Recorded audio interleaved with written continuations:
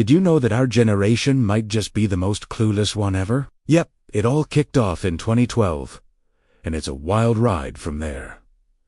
In 2012, something strange happened. Teen depression stopped being this relatively stable thing that researchers had studied for decades, and it suddenly exploded. For girls, teen depression rates went up by 145%. For boys, it was an even higher 161%. And this wasn't just a blip, it was a full-on explosion.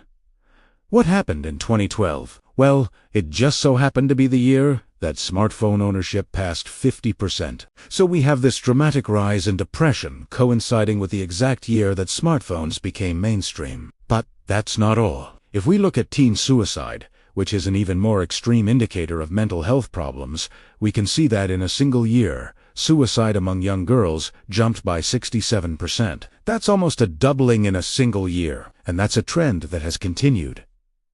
This isn't just a problem in one country or another. The exact same spikes appear in every developed country at the same time. Japan, South Korea, Taiwan, Canada, United Kingdom, Australia, Norway, Denmark, Finland, Sweden, Netherlands, Belgium, Germany, France, Spain, Italy, Switzerland, Austria, Ireland, New Zealand, Singapore, Malaysia, Hong Kong, China, Brazil, Argentina, Chile, Uruguay, Paraguay, Colombia, Peru, Bolivia, Venezuela, Costa Rica, United States. Every single place where smartphones became popular saw the same exact explosion in teen depression and suicide around the same time. And it all comes back to one thing: the smartphone. Here's what happened. One day in the early 2010s, childhood stopped being this thing that happened naturally, and it turned into something that you do on a device.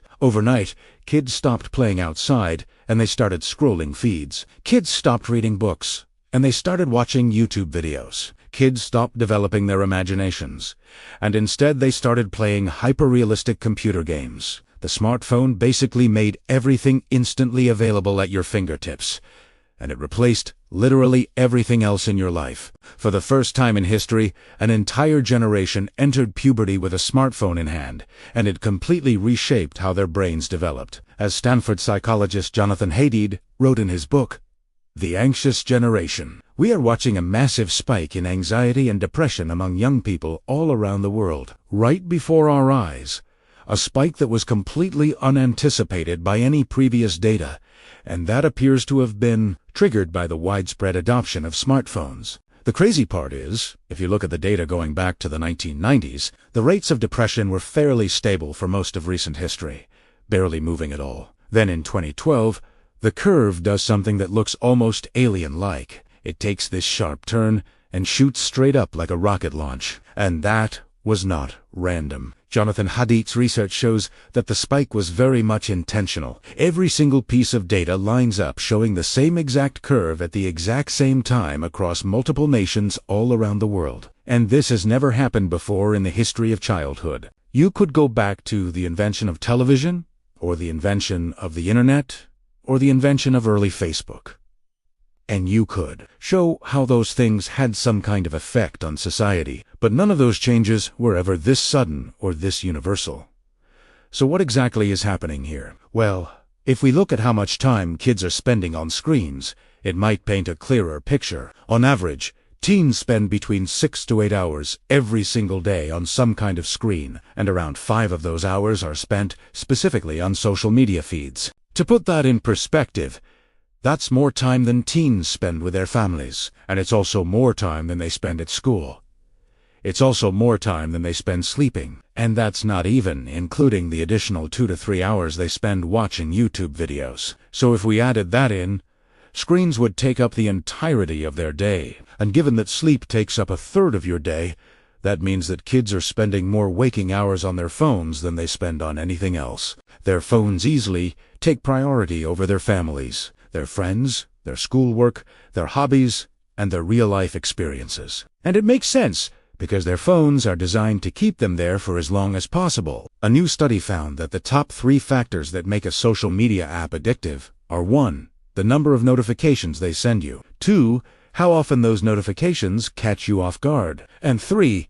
how many likes and comments you get on your post. All of these factors are carefully calibrated on apps like Instagram to abuse our brain's reward system. You know, the same way that gambling, drugs, and alcohol abuse your brain's reward system, in the same way that sugar, junk food, and video games abuse your brain's reward system. Social media platforms are designed to abuse your brain's reward system, and they're insanely effective at doing so. When was the last time you picked up your phone and you didn't get lost in the endless scroll feed? When was the last time you opened Instagram and you didn't get lost in the likes and the comments and the stories and the reels? When was the last time you opened YouTube and you did unwatch one more video and then another and then another? When was the last time you opened TikTok and you didn't get lost in the short videos?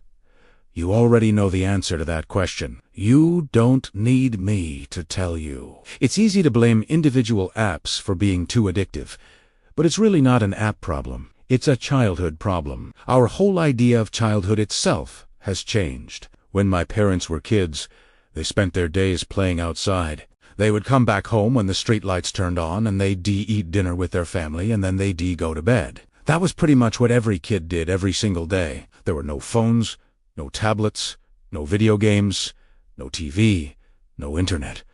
So kids had to entertain themselves. They had to use their imagination. They had to build forts and play games and explore the woods. But now, at most, a handful of minutes of a child's day looks like this. They wake up in the morning, check their phone, eat breakfast, check their phone, walk to school, check their phone, come back from school, check their phone, play with their toys, check their phone, hang out with their friends, check their phone, eat dinner, check their phone, brush their teeth, check their phone, go to bed. And even if the child's parents try to intervene and force them to stop, they still manage to sneak in a few more minutes on their phone before their eyes get droopy. Childhood has become a race to see who can check their phone the fastest and the most. A study of 100 children in China between the ages of 4 and 6 found that the average amount of time they spend on their phones was 6.5 hours per day. In South Korea, 21% of middle school students spend more than 5 hours a day on their phones. 11% of them spend more than 9 hours a day on their phones. And some of them spend as much as 12 hours a day on their phones. It's gotten so bad that schools in South Korea have started holding daily phone ceremonies. At the start of the day,